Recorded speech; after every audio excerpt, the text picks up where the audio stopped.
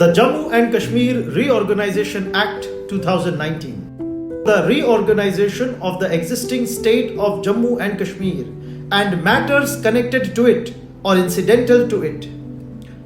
The Act reorganizes the state of Jammu and Kashmir into the Union Territory of Jammu and Kashmir with the legislature, the Union Territory of Ladakh without a legislature. The Union Territory of Ladakh comprises Kargil and Leh districts, and the Union Territory of Jammu and Kashmir comprises the remaining territories of the existing state of Jammu and Kashmir. Article 370 was the basis of Jammu and Kashmir's accession to the Indian Union at a time when erstwhile princely states had the choice to join either India or Pakistan after independence in 1947. Article 370 came into effect in 1949. It allowed the state of Jammu and Kashmir to make its own laws in all matters except finance, defense, foreign affairs, and communications.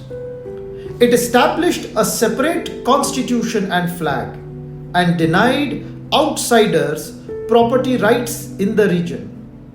That meant the residents of the state lived under different laws from the rest of the country in matters such as property ownership and citizenship.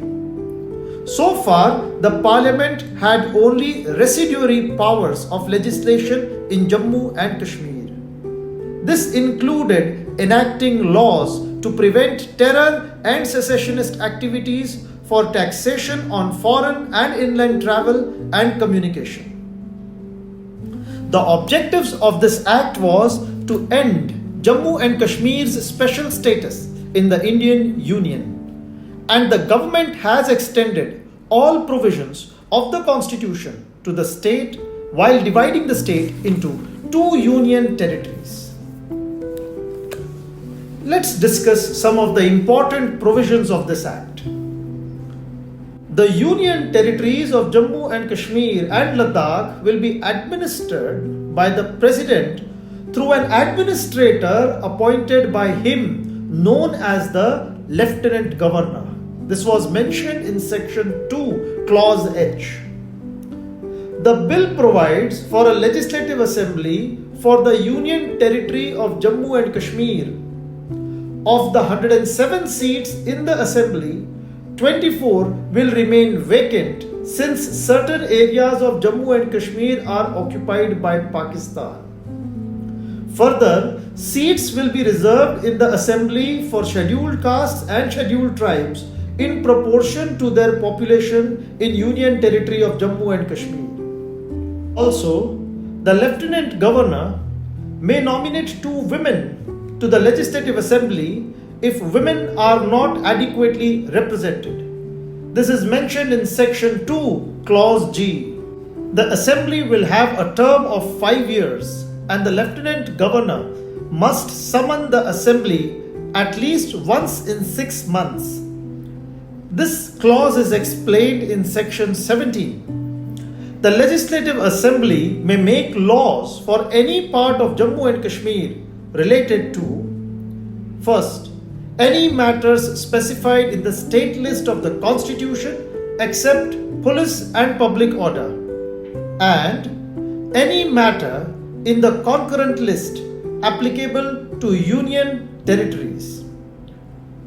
Further, Parliament will have the power to make laws on any matter for Jammu and Kashmir. Jammu and Kashmir will have a Council of Ministers of not more than 10% of the total number of members in the Assembly. The Council will aid and advise the Lieutenant Governor on matters that the Assembly has powers to make laws on. The Chief Minister will communicate all decisions of the Council to the Lieutenant Governor. This is mentioned in Section 53, Clause 1. The High Court of Jammu and Kashmir will be the common High Court for the Union territories of Ladakh and Jammu and Kashmir. Further, Union Territory of Jammu and Kashmir will have an Advocate General to provide legal advice to the government of the Union Territory. As per Section 75 Clause 1 Subclause A. The Legislative Council of the State of Jammu and Kashmir will be abolished and all bills pending in the Council will lapse on the dissolution.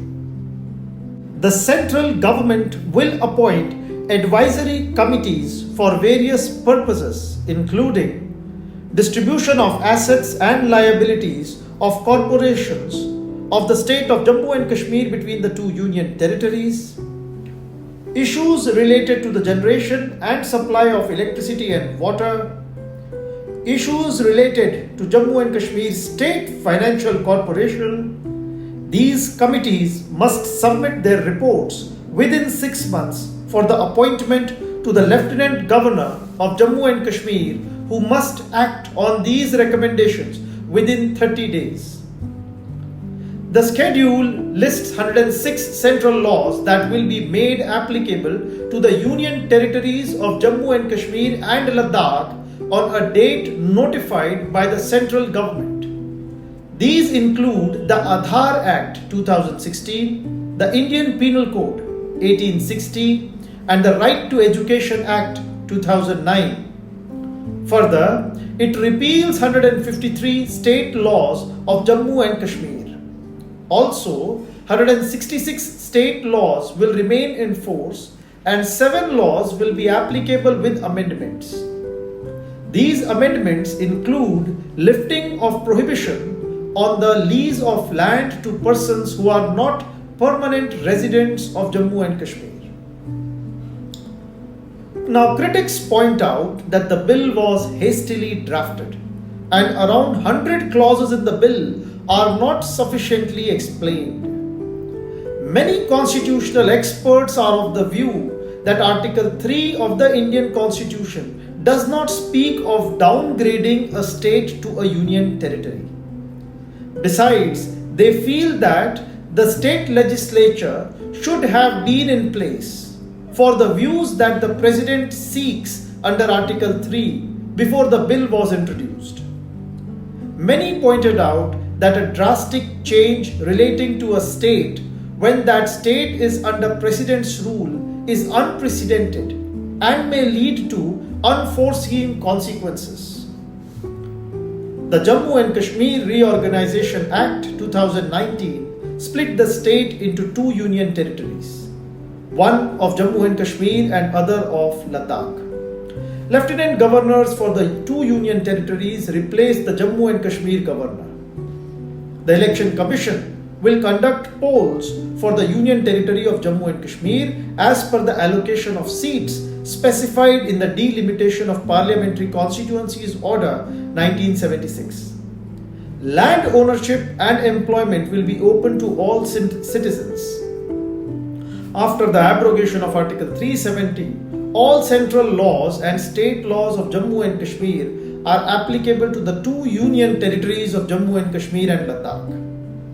Assets and liabilities of Jammu and Kashmir and Ladakh were to be apportioned on the recommendation of a central committee. Employees of state public sector undertakings and autonomous bodies were to continue in their posts for another year until their allocations are determined. The police and public order are to be with the centre.